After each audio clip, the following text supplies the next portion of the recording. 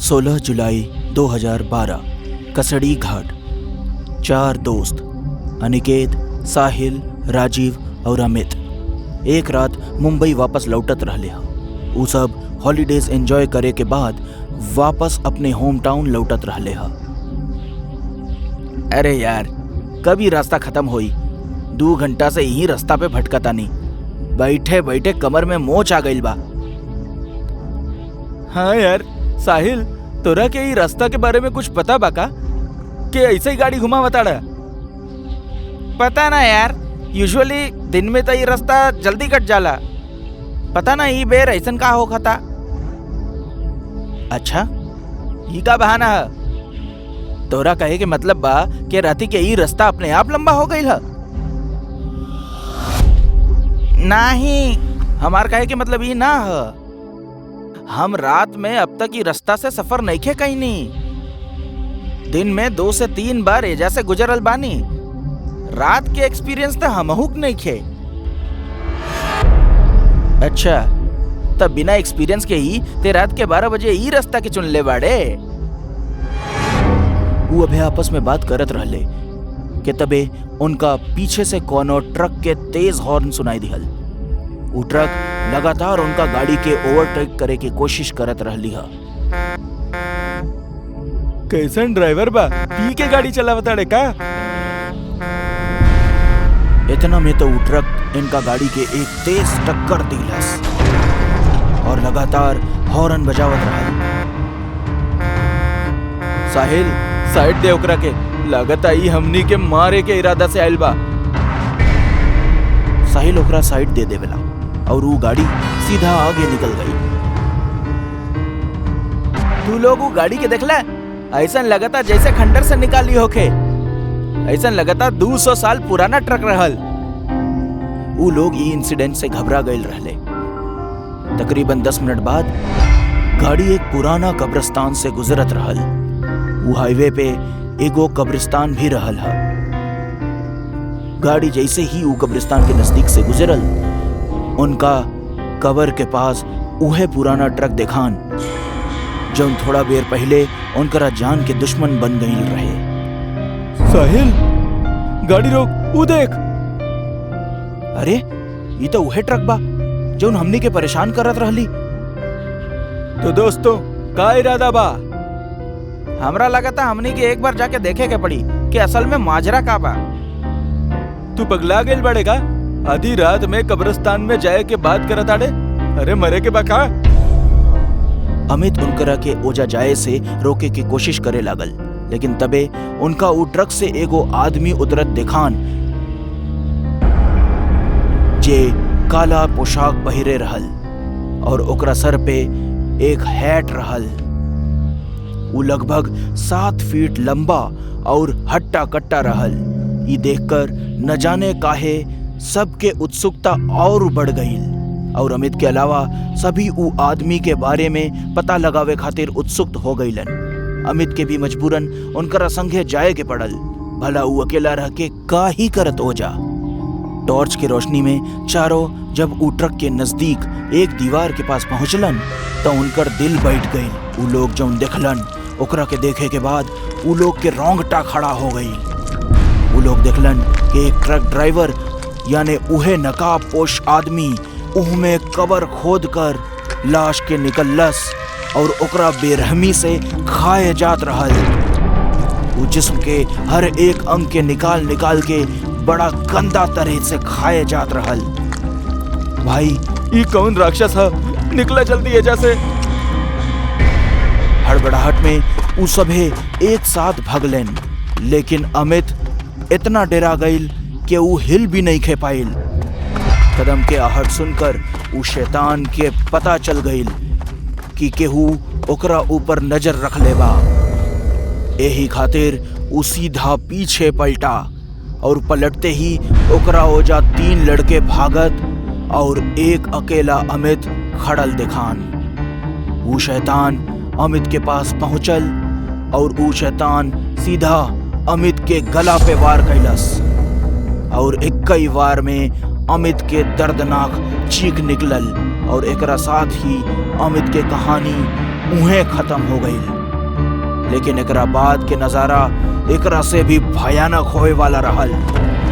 भागा सब जल्दी गाड़ी के तरफ, रुके हम मत। सबे गाड़ी के तरफ भागे लगले और फाइनली गाड़ी के पास पहुंच गईलन और गाड़ी में बैठ गईलन। ऊ शैतान अबले उनकरा पीछे नईखे भागल रहे, बल्कि दूर से खड़ल उनकरा के घूरत रहल। साहिल का करत आड़े, जल्दी स्टार्ट कर। अब गड़िया स्टार्ट ही नहीं थे होता, हम का करी, कोशिश तो करते बानी। साहिल गाड़ी के स्टार्ट करे के पूरा कोशिश करत रहले है, लेकिन ओकर कार स्टार्ट ही नहीं खे होत रहल। तबे उनकरा देखात रहल कि ऊ दूर खड़ल शैतान अमित के जिस्म के खाए के बाद धीरे धीरे उनकरा तरफ बढ़त रहे। वो अब तेज हो चुकल रहे और वो गाड़ी के लगभग करीब पहुंच गए रहे। लेकिन खुशनसीबी से गाड़ी स्टार्ट हो गई और तेज रफ्तार से साहिल गाड़ी के आगे बढ़ावे लागल। वो शैतान ई तीनों के पीछे पड़ गई रहे और तबे वो हवा में उड़ल और सीधा गाड़ी पे कूद गई और अनिकेत खिड़की से बाहर अपन मूड़ी निकललेस ई कंफर्म करे खातिर कि ई उहे शैतान बा के ना। तबे वो शैतान अनिकेत के सर के अपना भारी तलवार से काट के अलग कर दिहलस और ओकर अधकटा शरीर गाड़ी में ही फड़फड़ावे लागल। ये देखकर गाड़ी में मौजूद साहिल और राजीव दोनों डरा गईलेन और चलता गाड़ी से कूद गईलेन। वो दोनों घास के मैदान में गिरलेन, ऐसे उनका कम चोट आइल। वो दोनों चुपचाप सांस दबाए लेटल रहले, लेकिन उनकरा डर के ऊ शैतान महसूस कर लेलस और फिर ओकरा राजीव एक कोना में दिखा गईल। शैतान लंबा नाखून और अपना धारदार तलवार से राजीव पर वार कैलस, जैसे ओकर दर्दनाक चीख निकल आइल और ओकर कहानी भी उहें खत्म हो गई। ओकर भी सर धड़ से जमीन पे आ गिरल। वो शैतान साहिल के ना देख ले रहले और साहिल भी राजीव के मौत के वक्त ओजा से भाग गईल रहे। यही वजह से साहिल बच गईल रहे। 16 दिसंबर 2012 के रात कसेड़ी घाट हाईवे पे जौन हादसा उनकरा संगे घटल, उसे हमनी सबके ई सीख लेवे के चाहिए कि अंधेरी रात में भुतहा रास्ता से गुजरे के अंजाम कितना खतरनाक हो सकेला।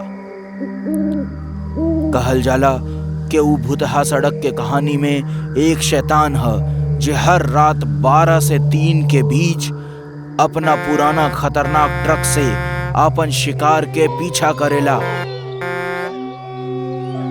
और ओकरा मार कर कब्रिस्तान में दफन कर देवेला और अगला रात ओके उहे कब्र से निकाल के ओकरा जिस्म के टुकड़ा के खावत रहले, जैसे ऊ अमर रह सके। आज के कहानी राजस्थान के जिला खेजड़ी के है। कहल जाला कि ए जिला में एगो ऐसन पोस्ट ऑफिस है जौन सालन से वीरान पड़ल बा, लेकिन आज भी उहाँ एगो चौकीदार पहरा देवेला। लेकिन ई चौकीदार इंसान जी हाँ, चौकीदार के भूत। आई सुनल जाओ। ता दोस्त लोग, आपन अगला प्रोजेक्ट उहे पोस्ट ऑफिस वाला कहानी पे करल जाई। लोगन के भूत प्रेत में वैसे भी बड़ा दिलचस्पी रहेला। अगर ए पे एगो डॉक्यूमेंट्री बनी ता अच्छा फायदा होगी। बात तो तहार बिल्कुल सही बा, लेकिन हम सुन ले बानी वो पोस्ट ऑफिस के अंदर केहू जा ही न सकेला। अगर केहू जाला त वहाँ चौकीदार के भूत वो आदमी के गला काट देवेला। बस यह रास्ता है जौन हमने के बाहर लावे के बा। हर केहू ओके बारे में जानल चाहेला, लेकिन अनफॉर्चुनेटली इंटरनेट पर ओकर कोनो भी जानकारी या कोनो भी तस्वीर मौजूद नहीं खे।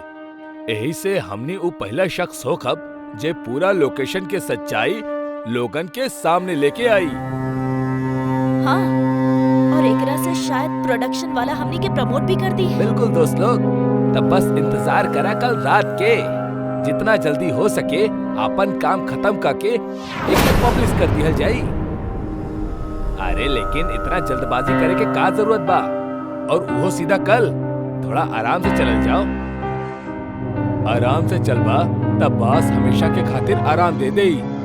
तोरा के तो पता ही बा, वो पोस्ट ऑफिस पे बहुत सा एजेंसीज के नजर बा। ऐसे पहले केहू और वहाँ जाके झंडा गाड़े, हमके तैयार रहे के होगी। ठीक है फिर सब लोग अपन अपन पैकिंग कर ला। कल सवेरे निकले के बाद। सवेरे मतलब हम पहुंचब शाम के और काम होगी रात में। ऐसा कहे हमने ये प्रोजेक्ट पे दिन में भी तो काम कर सके नहीं ना। तोहर अकल का तोहर घुटना में बा भाई। ये भूतिया प्रोजेक्ट था, इनमें मजा हमेशा रात के ही आवेला। वैसे भी दिन में जाए पे मनाई है। अब ज्यादा सवाल मत करा और सारा जरूरी इक्विपमेंट्स कैरी कर ला। Camera, notepad, reel, hand gloves और बाकी अपन अपन सेफ्टी इक्विपमेंट्स भी। एक बाद अगला दिन चारों लोग वो भूतिया पोस्ट ऑफिस के खातिर निकल जाले। सफर तो ठीक ठाक ही गुजरल, लेकिन रास्ता में उनकरा एक दो जगह काफी कड़ा ट्रैफिक के सामना करे के पड़ल। कौनो तरह रात के 8 बजे तक वो सब लोग वो भूतिया पोस्ट ऑफिस के करीब पहुंच जाले। सब लोग हमार बात गौर से। वैसे तो हमने पहले भी कई भूतिया प्रोजेक्ट पे काम कैले बानी, लेकिन सतर्कता हमेशा जरूरी रहेली। सब लोग साथ ही रहिया और पूरा तैयारी में रहिया। एकरा बाद सब गाड़ी से उतर जाले और सामान के बाहर ले आवेले, जैसे वहां के तस्वीर के खातिर कैमरा, लाइटनिंग रील और भी कई सारा सामान। उस सब अपन सेटअप करके सांस लेवत ही रहले कि तब भी उनकर नजर एगो पुराना बल्ब के नीचे खड़ा एगो डंडा ले रहा। ए रवि, वो देखा, वो का चीज है? हाँ गाइस, वो देखा। पहला बात तो इतना पुराना पोस्ट ऑफिस में पीला बल्ब कैसा लागल बा। और अगर ये बा भी तो ये परछाई के करबा, जबकि यहाँ हमनी के सिवा और केहू नहीं खे और हमनी भी इतना दूर खड़ा बानी। हितेन, तू खड़ा खड़ा देख कर रहल बड़ा। तुरंत तू परछाई की तस्वीर ला। के हम अच्छा ठीक है। हितेन जैसे ही ऊपर छाई के क्लिक करे के खातिर कैमरा पॉइंट करेला,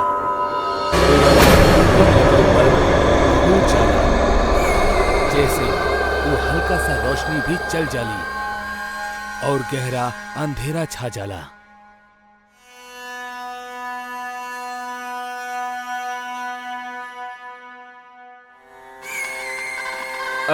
हम तो लोगन से बोल रहल बानी, यहाँ से चलल जाओ।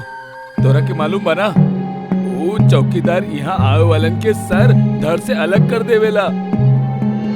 सब लोग थोड़ा डर जाले, लेकिन रवि उनकरा के मोटिवेट करे लगेला और कहेला, हमनी सब इतना स्ट्रगल करके यहाँ तक पहुँचल बानी और आपका खाली हाथ लौट जाए? ना ना, बिल्कुल ना। लेकिन केहू भी रवि के बात ना सुनेला और सब पीछे हटे लगेले। तबे रवि बोलेला, गाइस डरा मत, हमरा पता रहल ई जगह हॉन्टेड है, यही से प्रिकॉशन के तौर पे हम अपना साथ ही मैजिक स्टोन भी रख ले बानी, ये हमनी के रक्षा करी। चला अब अंदर चलल जाओ।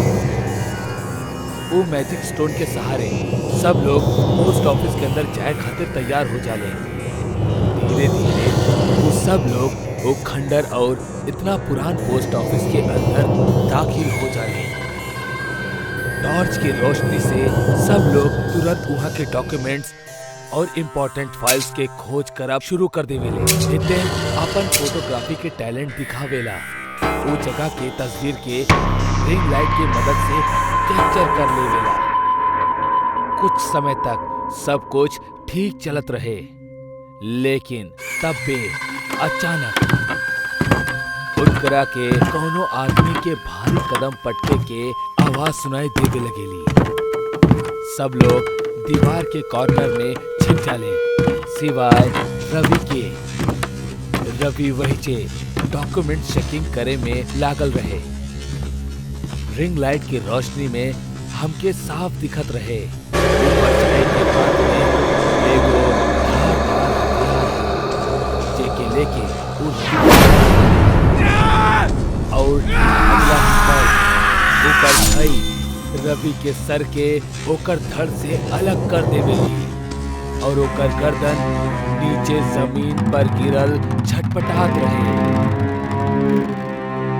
ये दृश्य के देख के सबके पैरों तले जमीन खिसक जाए। सब लोग डर के मारे पूरी तरह कांपल शुरू कर देवेले। हितेन हाथ जोड़ के कांपत रहा। एक अगला ही पल चौकीदार के वहां से एकदम गायब हो जाला। सब लोग धीरे धीरे बाहर आ गए। बस मिल गई तू लोगन के खुशी।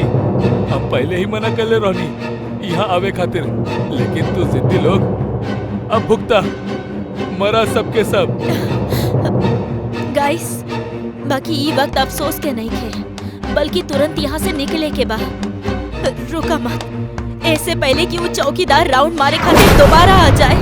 भागा यहाँ से ना। बाकी 1 मिनट, रवि अपना साथ कोनो मैजिक स्टोन लेके आयल रहे ना। तब भी उनका नजर वहाँ पड़ल वो पोटली पर पड़ेली जेकर अंदर वो मैजिक स्टोन रहा जो शायद उनका जान बचा लेगा। वो लोग पोटली खाली करेंगे तो उनमें से महज मामूली पत्थर निकलेगा, जैसे वो सब लोग समझ जाले कि रवि सिर्फ उनकरा के बहलावे के खातिर मैजिक स्टोन के बहाना बनौले रहा। सब तुरंत वहां से बाहर की तरफ भागल शुरू कर देते। लेकिन तब हितेन के जूता के लेस वही जे एगो कील में फंस जाला, जकरा हटावे के चक्कर में वो वही जे रुक जाला और जल्दी जल्दी अपना हाथ से अपन जूता के लेस के निकालल शुरू कर देवेला।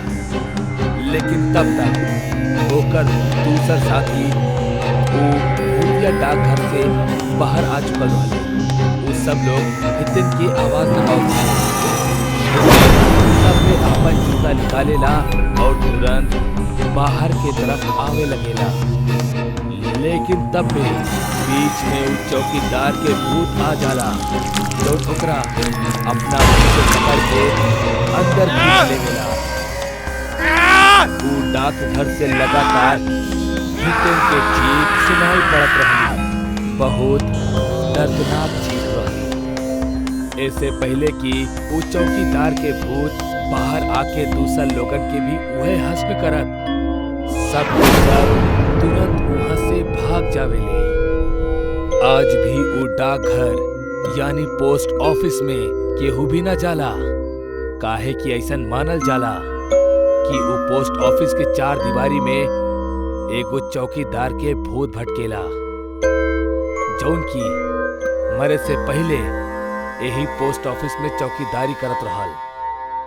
लेकिन एगो हादसा के बाद यही जगह पर मौत हो गई रहे, जौना वजह से ओकर आत्मा उहे डाकघर के 4 दीवारी में कैद होके रह गईल। यही खातिर जे भी वैजा अकेला गईल ओ वापस लौट के कब्बो न आयल। सन 1996 आज से तकरीबन 25-26 साल पहले के वो खौफनाक दास्तान जब भी याद आवेला त रूह कांप उठेला। हम उस समय 15 साल के रहनी और जून में हमार पापा के ट्रांसफर के कारण हमनी एगो दूसर जगह सेटल होके के पड़ल। ई जगह के खौफनाक सच से हमनी सब अनजान रहनी। एक दिन स्कूल से निकलत ही काला बादल ढाए लगले। हम इन्ने उन्ने छुपे के जगह ढूंढने लगनी, काहे कि हमार घर यहीजा से 1.5 से 2 किलोमीटर दूर रहे और ऐसे में भीगे के पूरा संभावना रहे। अरे आदर्श, तू भागत काहे ना बड़ा यार, जल्दी से घर पहुंचा। इससे पहले कि बारिश शुरू हो जाए और दहशत के समय भी। हम अपन दोस्त के बात सही से समझ ना पौनी और हम ओकरा रोक के बोलनी, तोहार कहे के का मतलब? हम कुछ समझनी ना। काहे कि अगर हमनी घर तक भगनी तय तय बा कि हमनी के भीग जावल जाई और मंडे के सबमिट करे वाला प्रोजेक्ट भी हमार बैगे में बा। पानी के तनिक बूंद भी हमार पूरा हफ्ता के मेहनत बर्बाद कर दी, जौन हम ना चाहिला। त तू का चाहता रहा? मौत? एबे मौत के बाद कहां से आ गई? देखा आदर्श, अब भाई हमरा लगे तोरा समझावे के समय नहीं खे। अगर तोरा के खड़ा रहे के बाद तो खड़ा रहा, लेकिन याद रखिया चाहे कुछ हो जाओ, पर बारिश तेज होखला के बाद ओकरा बूंद से भी दूर रहिया। अगर बारिश में केहू भी छाता लेके तोरा लगे आवे तब भूल के भी ओके पास मत जइया, काहे कि वो बहरूपिया तोहरा के खून के बारिश में फंसा के एक भयानक मौत के नींद सुला दे। इतना कहे के बाद नितिन वैजा से निकल गए। लेकिन उस समय गौर करे वाला बात ई रहे कि अब आस पास के सब लोग भागे के फिराक में रहले। दुकानदार दुकान बंद करके जल्द से जल्द निकल चाहत रहले। उन्हें वॉचमैन अंकल भी जल्द से जल्द ताला मार के घर जाए के जल्दबाजी में रहले। कुछ ही समय में हमार आस पास के पूरा माहौल सुन्न हो गए और इकलौता सिर्फ हम ही ऊ अनजान और सुनसान माहौल में खड़ा रहनी। कुछ ही देर में बारिश आपन एक भयानक रूप ले लेलस, जेकरा चलत अब हमार जाब्ता और ज्यादा मुश्किल हो गई। स्कूल रहे तो हम फोन ना लेनी और ना ही केहू मदद करे वाला दिखाई देत रहे। 2 घंटा बीत चुकल रहे, लेकिन बारिश अबही भी खत्म ना भइल रहे। अब हमहू के घर जाके चिंता होके लगल और अब एगो ऐसन समय भी आयल जब सूरज लगभग ढह चुकल रहे। हमरा अंदर अब घबराहट और डर दोनों एक साथ दस्तक देवे लगले। जब हम बारिश के लाल होकर दिखनी, हम ही सोच में पड़ गई नी कि आखिरी बारिश अब लाल काहे हो रहा बा। लेकिन गौर से देखला के बाद पता चलल कि वो कोनो रंग ना बल्कि खून हा। और तबही हमके नितिन की कहालू बात याद आ गई, जौनू हमके बतौले रहल खूनी बारिश के बारे में। मतलब कि ई बारिश एगो खूनी बारिश रहे। लेकिन आज तक जिंदगी में हम कब्बो भी ऐसन कोनो खूनी बारिश के ना तो होकर दिखनी और ना ही कबो सुनले रहनी। अब तो बदबू भी आवे लगल रहे और तबही हमके दूर खड़ल एगो आदमी दिखलस, जे छाता पकड़ के खड़ा रहल और एगो दीवार के एक टक घूरे जात रहल। हम ओकर नजरिया के कुछ समझ न पौनी और ओकरा आवाज देवे लगनी, हेलो ओ चच्चा, हेल्प करा प्लीज, हम ही बारिश में फंस गए बानी। हम अनजान के आवाज देवे लगनी। हमरा से काफी दूर खड़ा होखला के बावजूद भी वो हमार आवाज साफ सुन लेलस। ओकर चले के तरीका बिल्कुल भी इंसान जैसन ना लागत रहे। ओकर चले के तरीका कुछ यूं रहल जैसन कोनो भेड़िया खड़ा होके सीधा बढ़त होके अपन शिकार के तरफ। वो अनजान आदमी हमरा एकदम करीब आ गल रहे, लेकिन फर्क इतना रहे कि वो आदमी वो भीगत बारिश में छाता लेके खड़ा रहल और हम उसे थोड़ा दूरी पे एगो मकान के छत के नीचे बारिश से छुपा रहनी। वो अनजान आदमी हमरा के अपन तरफ आवे के इशारा करे लगल और हमरा भी अब सेफली घर पहुंचे के इहे रास्ता नजर आवत रहे, तो हमहू ओकरा तरफ बढ़े लगनी। लेकिन तब भी हमार नजर वो अनजान आदमी के हाथ पर पड़ल तो हमार कदम वहीजे लड़खड़ाए लागल। हम देखनी वो आदमी अपना हाथ में खून से लथपथ एगो चाकू पकड़ के रख ले रहल, जौन दिखे में बहुत भयानक लागत रहे। वो चाकू के देख के ऐसा लागत रहे जैसे कुछ ही देर पहले उहे चाकू से केहू के जिस्म के फाड़ा गयल होके।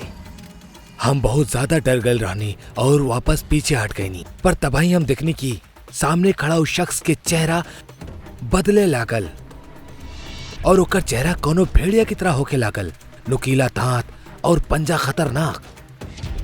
हिम्मत करके हम वहीजने खड़ा रहनी और तब पे एगो बिजली कड़कल और वो भेड़िया माना वहीजा से गायब हो गई। लेकिन तभी हमके एगो आदमी दिखल जे अभी तक अपना दुकान में ही रहल और शायद हमरा ही तरह वो एक खूनी बारिश में फंस चुकल रहल। हम ओकरा से दूर रहनी, लेकिन हमरा फिर भी सब कुछ दूर से बिल्कुल साफ दिखाई देत रहे। वो आदमी भाई जैसे ही पलटलस कि वो भेड़िया मानव ओकरा पीछे कहीं अचानक से हाजिर हो गए। ई उहे रहे जे कुछ समय पहले हमरा के गुमराह करे के साजिश में रहल। वो भेड़िया मानव के दिखत ही वो आदमी अपन संतुलन खो बैठलस और बिना कुछ सोचे समझे वो छांव से बरसत खूनी बारिश में भीगत भीगत भागे लागल। लेकिन उस समय हमार नजर वो आदमी से हटत हटत वो भेड़िया मानव पर चल गई। हम ओकरा चेहरा पर एगो शैतानी मुस्कान दिखनी और ओकरा देख के ऐसा लागत रहे कि जैसन ओकर कोनो मकसद पूरा हो रहल बा। लेकिन हैरानी के बात रहे कि एक बार भी उस शैतान ने वो आदमी के पीछा ना कैलस और ना ही ऊपे झपटलस।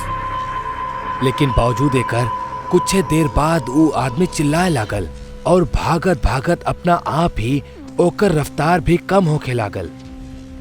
वो अपने आप सूखे लागल और कुछ ही पल में ओके शरीर के अतड़िया बाहर आवे लागल और रास्ता में ही गिर के वो बेहोश हो गई। जहां कुछ समय पहले वो 70 किलो की लागत रहे, सच बताएं तो अब ओकर वजन 10 किलो से भी ज्यादा ना रहे।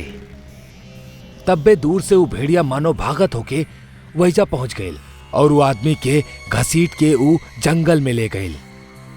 हमें को और चीज दिखनी कि वो आदमी के जब वो खूनी बारिश में खींचत होके वो भेड़िया मानो जंगल में ले जात रहल तो ओकरा साथे कुछ और भी लोग रहले जो एकदम सूखा और बहुत ज्यादा डरावना दिखत रहे। वो लोग हमरा से दूर जात रहले, लेकिन लगातार हमही के घूरत रहले। समय खराब रहे लेकिन नसीब अच्छा। तो खूनी बारिश एक समय बाद थम गई और अब कहीं जाके हमार सांस में भी सांस आयल, काहे कि अब हमार हिम्मत भी जवाब दे देले रहे। हम घर पहुंचनी त रात के 8 बजत रहल। डांट तो बहुत पड़लस, लेकिन सच कहीं त आज के घटल घटना वो वक्त बतावल सही ना लागत रहे। अगला दिन हम अपना दोस्त नितिन के घर गईनी अपना साथ घटल घटना के बतावे। नितिन, नितिन, बाहर आवा, हमके कुछ बात करे के बा। हमार आवाज देला के कुछ देर बाद नितिन के घर से एगो बूढ़ी औरत निकलस। के बड़ा बेटा, केकरा से मिले के बा? हम जवाब देनी, नितिन। इस सुनला के बाद वो बूढ़ी औरत की आंख में आंसू आ गए। नितिन, चला जा। नितिन अब तोरा से कबो ना मिली, जा।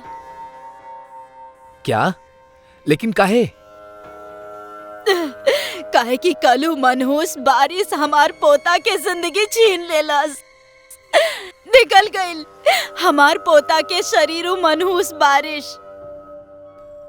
अब हम थोड़ा बहुत इस चीज के रिलेट कर पावत रहनी, काहे कि कल नितिन वो बारिश के शुरू होके के ठीक कुछ समय पहले ही निकलल रहे। हम गहरी सोच में डूब गईनी और उनकरा से वो खूनी बारिश के सच्चाई पूछनी। दादी, आखिरी गांव में बारिश के रंग लाल काहे होखेला? का गिरेला बारिश के पानी से? ई मनहूस गांव के पिछला 150 साल से हाय लागल बा। कहेले एगो जमाना में अचानक यहाँ पर भूखमरी फैल गईल रहे, जहाँ बारिश समय पर ना होखे के कारण ई गांव के बहुत सा किसान खुद के कत्ल कर लेलस और तबे एगो मनहूस काल भी पहरा देलस। ई गांव से एगो पुराना दुश्मनी निकाले के खातिर एगो तांत्रिक अपन गुलाम, जे कि एगो भेड़िया रहे, ओकरा मानव के भेष में यहाँ भेजलस, जे इंसान लोग के शरीर में से खून के गायब कर देत रहे। लेकिन कितना पूजा पाठ के बाद ये विधि के नियंत्रण में लावल गईल और अंत में ये निश्चित भइल कि गांव में कबो भी ऐसन बरसात ना हुई जेकरा से कौनो भी काम कइल जाए। लोगन के मुताबिक गांव के हाय लागल बा और यही कारण साल के 6 महीना ही गांव में बारिश होखेला। बाकी वो बारिश पानी के ना बल्कि खून के होखेला, जेकरा के खूनी बारिश के नाम से दहशत के दुनिया में जानल जाला। कहेले जौन केहू शख्स चाहे जानवर भूलल भटकली बारिश में निकलेला त अपना आप ही ओकर शरीर में खून के कमी होके लागेला। ओकर शरीर में से खून गायब होके लागेला और जितना समय वो खूनी बारिश के बूंद में बितावेला उतना समय तक लगातार खून ओकर शरीर से गायब होके वो भेड़िया के जिस्म में जाला, जौन ओकरा के और भी ताकतवर बनावेला। सच कहीं एकरा बात कुछ और सुने के हमार हिम्मत ना रहे। अब तक हम सब कुछ अच्छा तरह से समझ चुकल रहनी और हम वहीजा से फौरन अपना घर लौट गईनी। अपन दोस्त नितिन के मौत के मातम और एको भयानक दहशत के साथ है। हम अब एकरा छुपावल ठीक ना समझनी, काहे कि ई हमार परिवार के कोनो भी सदस्य के जान पर बन सकत रहे। ऐसे पहले कि अगली खूनी बारिश ई गांव में अपन दस्तक दे, हमके निकल जाए के चाहिए। 2 दिन के अंदर हम वापस अपना घर आ गईनी और पापा भी अपन ट्रांसफर कहीं और करवा ले। ई घटना के हम अपना जीवन के सबसे सुखद और भयानक लम्हा में शामिल करब, काहे कि आज इतना साल बाद भी ई घटना के बदबू हमरा आज भी महसूस होखेला।